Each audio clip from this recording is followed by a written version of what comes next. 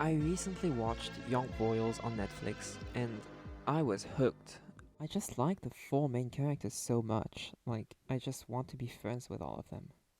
For a couple of days after I finished watching, I was just constantly thinking about the cute moments and the great lines and all that kind of stuff. Shortly after, though, when I convinced my friend to watch it and we talked about it a little, I started to realize to my dismay that the show is actually not perfect. Pretty much everything that has to do with the four main characters is brilliant or adorable or great in one way or another. And if I only took those scenes and plot lines into account, yeah, this show would be a 10 out of 10. But you might have noticed that I'm actually not describing the entire show here. Here are my impressions. The relationship between Wilhelm and Simone brushes more than I expected, but it avoids many of the pitfalls you generally expect in these kinds of shows. There's never really any contrived conflict that will just make them act out of character just for the sake of drama. Their relationship is just insanely adorable. We immediately understand what both of them sees in the other, and basically all of their interactions seem carefully crafted to make you feel as jealous as possible. All of the best scenes in the show are theirs, and the ending of the fourth episode especially, and this scene are genuinely amazing and my favorite part of the show. Felice and Sarah, although we don't spend nearly enough time with them, are also really likable characters and I really enjoyed spending time with them. I was afraid at first that their relationship would fall prey to some of the most common cliches this show might go for, but instead it just prefers to reaffirm their solidarity rather than just create drama for the sake of it. Now, onto the bad part of the show, the part I omitted, which, if you watch the show, you probably know what I'm gonna talk about. I am talking about the fifth main character, who is, to my mind, central to a few of the most boring plot lines of the show. August. My main problem with him is that the show is too reliant on him to create drama. Now, to some extent, that does make sense. He is the main human antagonist. He is the elitist noble who values his status way too much and is resentful of his cousin for not taking his role seriously enough. That makes him a good foil to Wilhelm, who is even higher than him on the hierarchy, but will still make friends regardless of class or status. And will even secretly agree when rich people get criticized for their elitism. I believe the biggest problem with August is just that he's completely unlikable. I cannot think of any redeeming qualities he has to his name. Personally, I even seriously doubt his affection to Wilhelm. Like, he's shown to have a protective side, but is he really fond of the prince, or is he just after his status, like he's a young slughorn? As mentioned, he carries with him some of the plotlines I find least interesting in the show. He needs to pay back money he doesn't have to Simone, and later he gets wrapped in a problem involving drugs, where he and Wilhelm risk getting expelled. He wants to blame it on Simone. Side note, it's very weird to me that they play it like Wilhelm can't say that why he doesn't want to throw Simone under the bus, as if like the only possible reason would be that they're dating and obviously he doesn't want him to get expelled because of that. But like, it's public knowledge that they're good friends, so I mean, if it was me, I would just be like, no, fuck off. He's my friend. We're not betraying him. Alexander is being a shithead. It's his fault. We're throwing him under the bus. It just makes more sense. Anyways, these two plot lines are not entirely bad. Firstly, I really like the feeling of closure you get when they're over with. I feel like too often in shows in general, those kind of problems get resolved and then they still come back later over and over again, just for the sake of creating more drama. After August repays Simone and after the drugs issue gets resolved, that's that. The show clearly tells us it is not interested in stirring that drama back up. We're done with it. We can move on. Secondly, Simon and Wilhelm both get interesting characterization in these subplots. We see Simon's friends shocked to see him like this, thinking that the school changed him, and this shows us the extremes he's willing to go to when he's desperate. And we see how Wilhelm handles being in an uncomfortable no-win situation. But that was not enough for me to not just skip those scenes on my rewatch.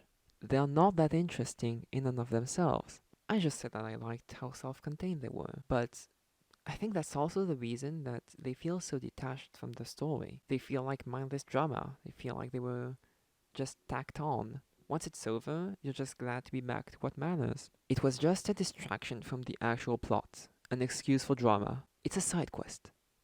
And, I mean, it's so self contained, so why not just remove it? To me, there are two different solutions to this problem. The first is we have to want to see him redeemed, to see him grow and question his actions and beliefs. He cannot just be an endless drama supplier. I currently do not have the slightest bit of sympathy for this character that just takes all the wrong decisions purely out of spite. The second solution is to just remove him from the story. I said his subplots brought interesting things to the table in that they help further Simon and Wilhelm's characterization, but I do not believe those plot lines were warranted just because of that characterization. I think, in the end, it would have been much better to just integrate these traits in stories that include those four characters we like. The third option is an extension of the second one.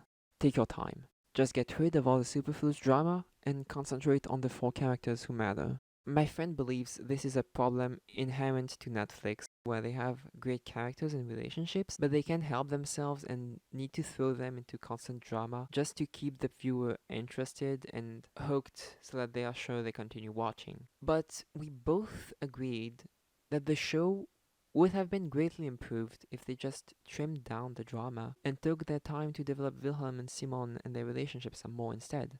Just let them enjoy life for 10 minutes without throwing them into chaos again. My ideal version of Young Royals would be one without the mini boss that is August and only the main invisible antagonist, which is the fact that Wilhelm is royalty, the strain this may put on their relationship, the fact that even if his mother doesn't seem mad or anything, that her son isn't like entirely straight, the homophobic system of royalty obviously still forbids the relationship he wants.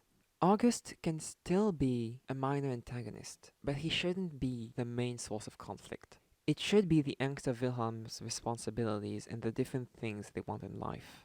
As it stands, August is simply an obstacle for the characters because he keeps creating problems to stop them from furthering their relationship, and he's an obstacle to the viewer, who must wait for his scenes to end in order to get back to the characters they want to see. The only scene I truly liked with him was the one where Wilhelm confronts him about what he's done, because I just really love Edwin Riding's acting in it.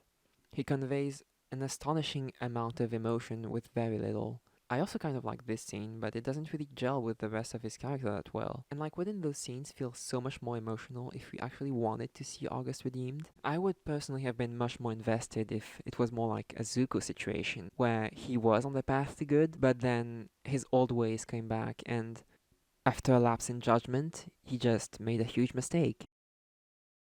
The terrible thing he did is also interesting. I am not saying that all of the drama should be removed. I just would have liked to have a little more breathing room and see them enjoy their lives for 10 minutes before that bomb exploded. I'm realizing now that what I'm actually asking for is kind of for the show to be more like Call Me By Your Name.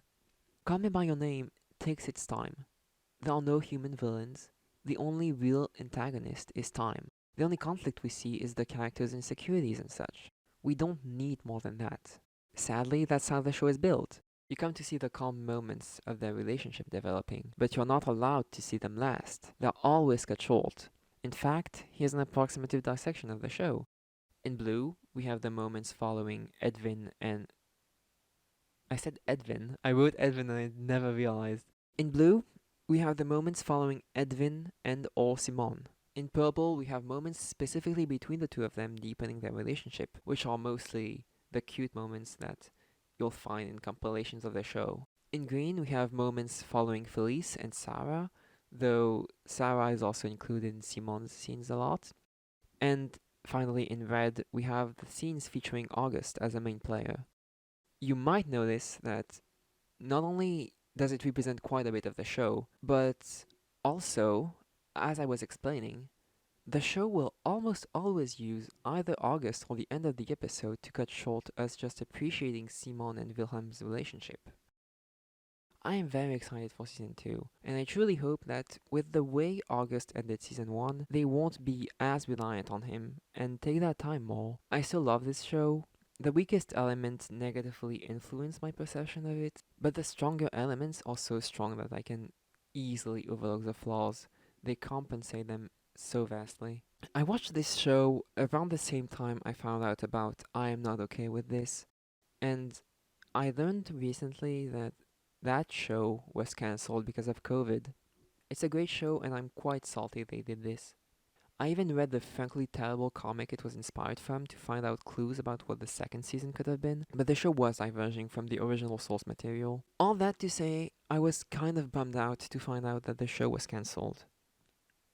But if Young Royals hadn't been renewed for a second season, I genuinely wouldn't have been able to get out of bed for a week.